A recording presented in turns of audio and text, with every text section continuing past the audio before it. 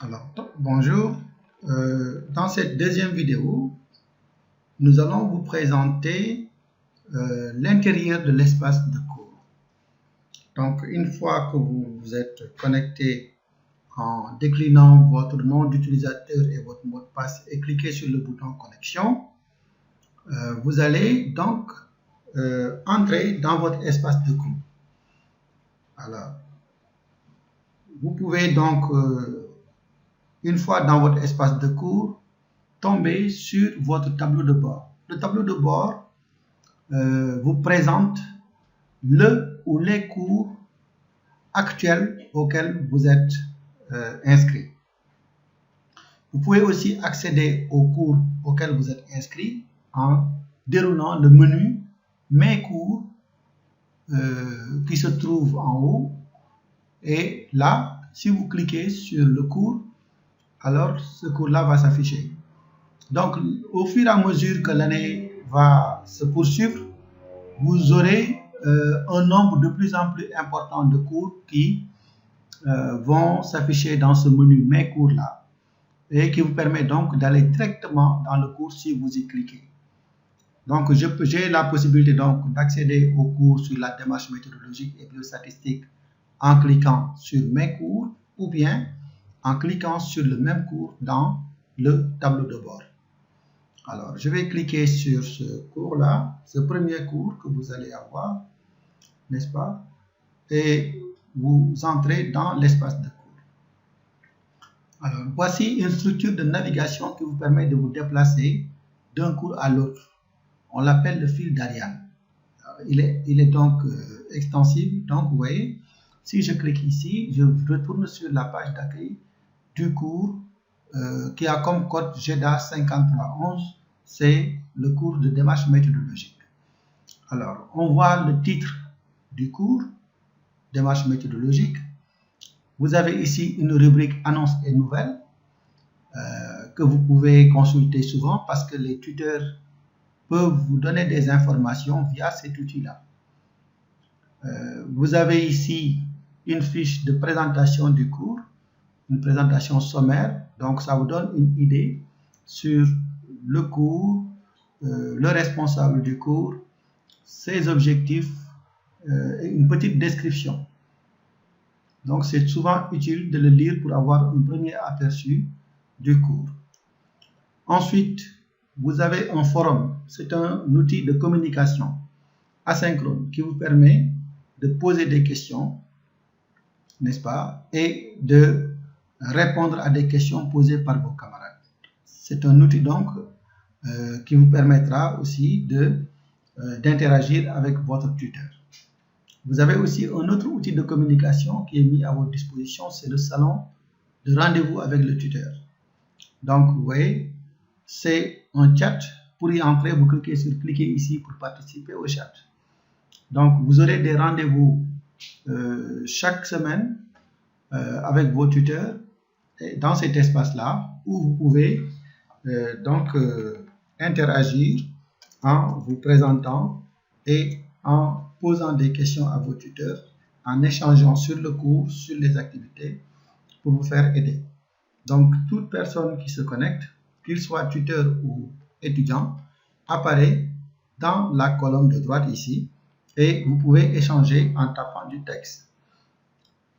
Vous posez n'importe quelle question ici et cliquez sur le bouton envoyer pour que tout le monde le voit pour en fait participer et répondre aux discussions.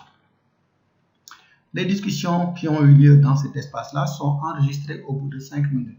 Ce qui fait que même si vous ratez la discussion, vous pouvez plus tard revenir en cliquant ici sur les sections précédentes. Ça vous permettra donc de vous mettre à niveau sur une discussion antérieure qui s'est déroulée. Alors, le cours lui-même, il est organisé en séquences. La première séquence est intitulée démarche méthodologique. Tous les cours sont structurés de la même façon. Donc, vous avez ici toujours pour une séquence donnée le titre, la durée de toutes les activités qui ont lieu dans cette séquence-là, les objectifs qui sont précisés. Et ici, vous avez des supports de cours. Ces supports-là, vous les voyez ici au format PDF Donc, il vous est demandé de les lire et d'essayer de maîtriser les connaissances qui vous sont présentées. Vous pouvez encore revenir sur la page d'accueil du cours, n'est-ce pas, pour consulter aussi d'autres types de ressources. Voilà un deuxième dossier qui contient encore des supports sur le logiciel Zotero en rapport avec ce cours-là. Toujours si vous voulez revenir sur la page principale, vous cliquez sur son code qui est là. D'autres types de ressources encore que vous pouvez trouver dans l'espace de cours, ce sont les vidéos.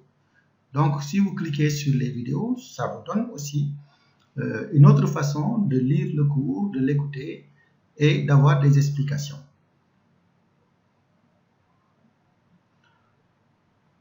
Alors, je ne vais pas trop m'appesantir sur cette vidéo, mais dès que la connexion est bonne, vous pouvez donc dérouler les vidéos. Donc, toutes ces ressources-là vous ont été présentées pour compléter le cours. Donc, on vous invite à les lire plusieurs fois, à prendre des notes, n'est-ce pas? Et après, vous faites les tests de connaissances. Ça, ce sont des activités d'apprentissage. Vous avez ici des exercices qui vous sont proposés. Il faut cliquer donc sur « Faire le test », n'est-ce pas? Et répondre aux questions à choix multiples qui vous sont proposées. Vous pouvez toujours, en répondant, vérifier si vous avez trouvé ou pas. Donc, vous avez ici une batterie d'une vingtaine de questions qui vous sont proposées pour vous permettre donc de vous familiariser et de vérifier que vous avez bien compris le cours.